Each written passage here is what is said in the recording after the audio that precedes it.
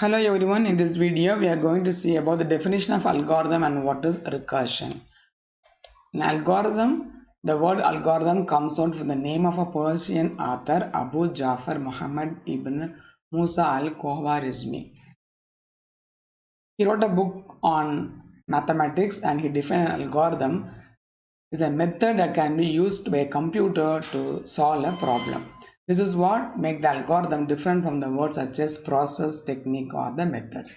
Definition is an algorithm is a finite set of instructions that is followed that if followed accomplishes a particular task. In addition, all algorithms must satisfy the following condition. Input, there should be 0 or more quantities as input, and output, at least one quantity should be given as an output, and definiteness, each instruction or the line must be clear and it should be unambiguous. It should give proper meaning to operate.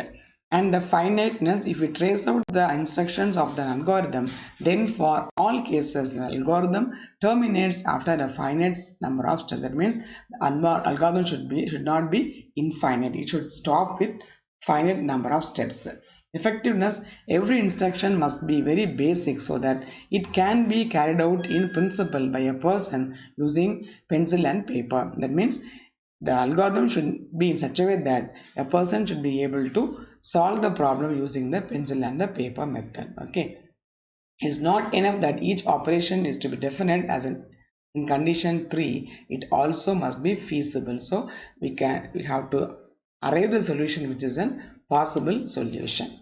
That is the definition of an algorithm. And what is recursive algorithm? It is a function that is defined in terms of itself. Similarly, an algorithm is said to be recursive if the same algorithm is invoked in the body. An algorithm that calls itself is direct recursive.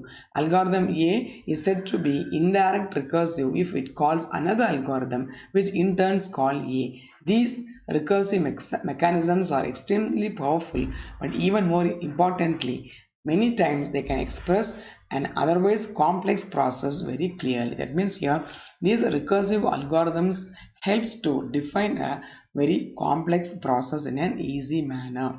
And there are two types of recursive algorithms, direct and indirect.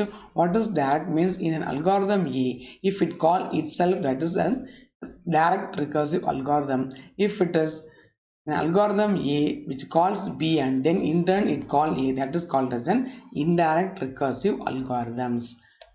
Whether it is direct or indirect, they help to represent a complex solution for a problem. It is a common example of a recursive algorithm which is the towers of Hanoi problem. Here the problem is there are many disks that is given, that is fit on a pole. Now the problem is we have to bring all the disks from A to tower C, and this B will be used as an intermediate pole. Okay, and there are some rules to follow. Only one disk has to be removed at one time, and another rule is we should not place a bigger disk on a smaller disk while transferring the content from A to the C tower. That is the condition to be followed, and we should find out how many moves are needed to make all the disks of this one pole to move to the destination pole which is C using this intermediate pole which is B. So now how it can be solved? This can be solved as an recursive algorithm. So the algorithm is towers of Hanoi n, x, y, z. What is n is the number of disks to be transferred, and x is the tower, source tower, and z is the destination tower, and y is the intermediate tower. Okay. So how to do the problem? If n greater than or equal to 1, that means if there is less than one disk means there is nothing to move. So the condition should be checked as if n greater than or equal to 1 means that is there is something to move. Then we have to call the algorithm recursively. So how this is then direct recursive, because Towers of Hanoi is the name of the algorithm, which is it is called here itself Towers of Hanoi. So this algorithm Towers of Hanoi is a direct recursive algorithm because it is called in itself. So how it is called with the parameters n-1 comma x comma z comma y. So we have to get the permutation for this x comma y comma z. So x comma y comma z, and then it will be x comma z comma y, and then it has to be z comma y comma x. This is in continuous permutation and combination to convert to transfer the disk from pole A to pole C. So once you call the recursive algorithm Towers of Hanoi for n-1 disks, then this particular function call will replace at least one disk on the destination. Okay, afterwards we have to remove the remaining disk back to the source destination, and again you have to call recursively the Towers of Hanoi direct recursive algorithm. So by successive calling this algorithm, at one stage all the poles from the tower A will be moved to tower C using the tower B, and the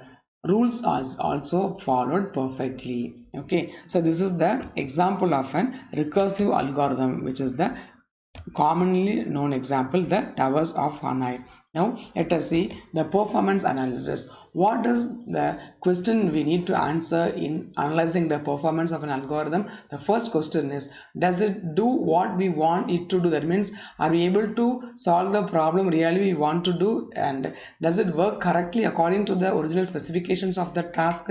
That means we need the task to be specified, and does this algorithm really work for the specification of the original specification of the problem? That means, is it solving the correct problem properly? And the third question is there documentation that describes how to use it and how it works? So there should be a clear documentation or a written format of the steps how to use the particular algorithm to solve any problem and how it works. That means you have to trace the algorithm to solve the problem, which has solved the problem. And are the procedures created in such a way that they perform logical sub functions? That means, are we dividing the big problem into sub problems, and then we are using the proper technique to solve those sub problems? So that is the procedure call, which we are performing using the logical sub problems. As we have seen earlier, they are the modularization concept of solving the problem. And finally, is the code readable? That means, is it given the proper indentation and proper spacing and proper syntax to follow? Whoever comes and whoever read the algorithm, they should be able to read it legibly. So is that code readable? So these 5 questions answers the how the algorithm is going to perform. Okay, so that's all the definition for an algorithm, recursive algorithm, as well as the performance analysis. Hope it is simple and easy to